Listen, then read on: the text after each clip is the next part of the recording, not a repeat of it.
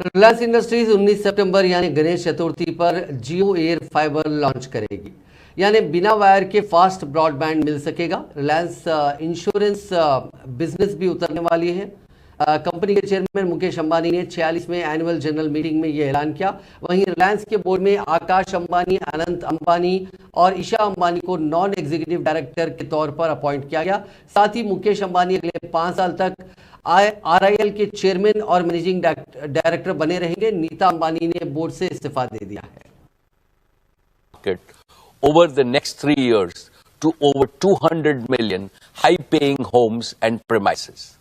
And through fixed mobile convergence, we can foster greater engagement and loyalty among Indian households, especially premium households, where home broadband usage is growing the fastest.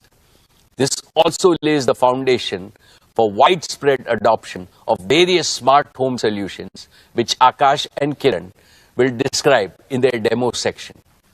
Today, I am delighted to announce that Jio AirFiber will launch on the auspicious occasion of Ganesh Chaturthi on 19th September, giving us another avenue for customer value and revenue growth in the untapped Indian home segment. AirFiber uses our pan-India 5G network and advanced wireless technologies to bypass the need